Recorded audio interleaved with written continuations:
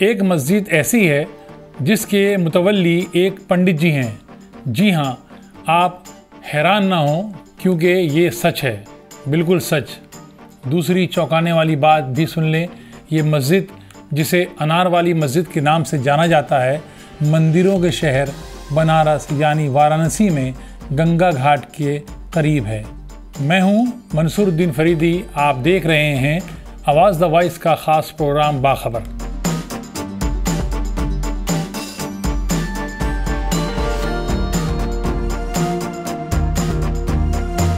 ये कहानी है बनारस की।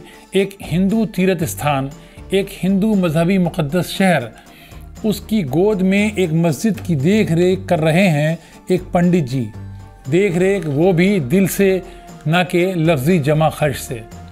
बात झाड़ू और सफाई से लेके मरम्मत तक हर काम की जिम्मेदारी पंडित जी के कंधे पर है, जिसे वो 50 साल से इंतहाई खुश उसलूबी के साथ और ख़ामोशी के साथ अंजाम दे रहे हैं, जो नस्ल दर नस्ल की खिदमत और अक़ीदत को बयान करती है। एक सादा मिजाज पंडित जी हैं बेचन यादव उर्फ बेचन बाबा। आपको बता दें कि जोखंबा बनारस शहर के एक मशहूर इलाके का नाम है, जिसका नाम 14वीं और 15वीं सदी की मस्जिद 84 खंबा के नाम पर पड़ा था, जो कभी तारा शाह बाबा, मीरा शाह बाबा, अनार शहीद बाबा, चौखंबा बाबा की कब्रों वाली दरगाह के साथ एक मशहूर हुआ करती थी।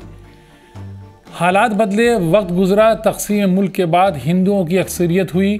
इस तब्दीली से मोहल्ले को ये नाम देने वाली मस्जिद भी तारीख़ के सफ़ात में गुम हो गई, लेकिन मस्जिद अपनी जगह सलामत रही, क्योंकि एक हिंदू ख़ानदान ने उम्र भर मस्जिद की अच्छी देखभाल की, उसकी हुर्मत को बरकरार रखा। बेचन बाबा इस मस्जिद की दूसरी नस्ल के निगरां हैं, जो इस वक्त मस्जिद के सदर दरवाज़े पर आपको नज़र आ जाएंगे। बनारस के खूबसूरत गंगा घाटों के करीब तंग गलियों से गुजरते के बाद जब आप मस्जिद के करीब पहुंचते हैं, तो उसके सदर दरवाज़े पर एक तख्त पर दरवेश जैसे इंसान नज़र आते हैं। यही हैं बेचन बाबा। तवील कद, लंबी दाढ़ी, पतला जिस्म, मगर मजबूत आवाज़। अपनी कहानी बयान करने में कोई हिचकिचाहट महसूस नहीं करते हैं।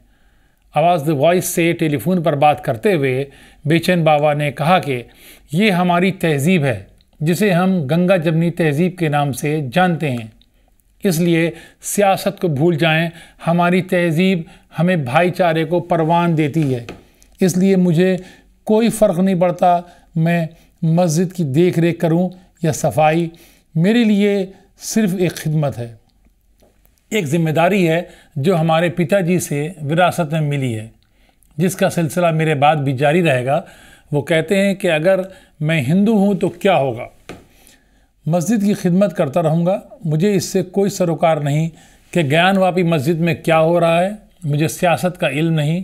मैं तो इतना जानता हूँ कि जब तक हूँ इस मस्जिद की निगरानी करूँगा और मेरे बाद मेरा बेटा इस जिम्मेदारी को निभाएगा। बेचन बाबा ने यह भी बताया कि ऐसा वक्त आया जब मस्जिद के इर्द गिर्द तशद्दुद फूट सकता था, लेकिन उनके पिताजी ने मदाखलत की और शरपसंदों को मार भगाया। आवाज़ द वॉइस से बात करते हुए बेचन यादव ने कहा कि मैं जो भी कर रहा हूँ वो मेरे लिए एक मामूल है, मेरी ज़िंदगी का हिस्सा है। ये मेरी ज़िंदगी है, ये काम है, अच्छा है, इसलिए मेरा नाम भी अच्छे अंदाज में लिया जा रहा है। दुनिया भर में मेरी कहानियाँ दिखाई जा रही हैं। मेरे लिए ये ज़िंदगी बिल्कुल आम सी है, जिसमें भाईचारा है, मोहब्बत है, प्रेम है और मिली जुली तहज़ीब है।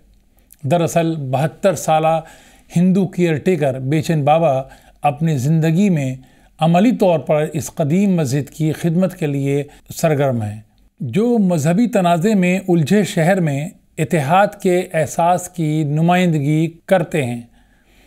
इनकी मौजूदगी और कोशिश के सबब 2001 से चौखंबा मस्जिद के इमाम मौलाना दल्लुर रहमान इस मस्जिद में नमाज जुमा और नमाज ईद की इमामत करते हैं। पंडित जी बेचन यादव से जब दरियाफ़्त किया गया कि उनकी औलाद इस खिदमत के बारे में क्या राय रखती है, तो उनका कहना था कि मेरे 5 बच्चे हैं, सभी बेटे हैं, सभी बरसरे रोज़गार हैं। बच्चों की जानिब से मुझे कभी कोई परेशानी या रुकावट नहीं हुई। वो मेरे काम और मेरी खिदमत से खुशी महसूस करते हैं, क्योंकि उन्हें मालूम है कि उनके दादा भी यही खिदमत अंजाम करते थे जो मैं कर रहा हूँ। अब मुझे इस बात का भरोसा है कि मेरे बाद भी ये सिलसिला जारी रहेगा, क्योंकि मेरा छोटा बेटा जो अभी 20 साल का है वो मेरे बाद इस विरासत को आगे बढ़ाएगा। यही मेरी खुशकिस्मती है। आज मुल्क का माहौल ख्वाह कुछ भी हो, मगर ये हिंदुस्तान है, ये हिंदुस्तान की असली शक्ल है। जब बनारस की सुबह सूरज की किरणें नमदार होती हैं, घाट से मंदिरों की घंटियां सुनाई देती हैं, तो इस मस्जिद का रखवाले हैं बेचैन बाबा स्नान करने के लिए और पूजा करने के लिए निकल पड़ते हैं। ये है हिंदुस्तान की तहज़ीब, जिसे हम गंगा जमनी जैसी पवित्र और समंदर जैसी गहरी गंगा जमनी तहज़ीब के नाम से जानते हैं। यकीनन बात तो हैरान कर देने वाली है, मगर ये हकीकत है और ये हमारे सामने है, जो मुल्क की इस ताकत को बयान कर रही है, जिसे झंझोड़ने वाले, तोड़ने वाले और हिलाने वाले हर दौर में आए और चले गए, मगर ये तहज़ीब अपनी मजबूत और गहरी बुनियादों पर आज भी उसी तरह अटल है, सीना ताने खड़ी है जैसे हज़ारों साल कबल थी। तो ये थी हमारी एक और कोशिश आपको बाखबर रखने की, ऐसी ख़बरों से जो मिजाज और अंदाज के सबब ख़बरों के जंगल में गुम हो जाती हैं। उम्मीद है कि आपको हमारी ये पेशकश पसंद आई होगी। आप स्टोरी को लाइक करें और हमें सब्सक्राइब करें। शुक्रिया।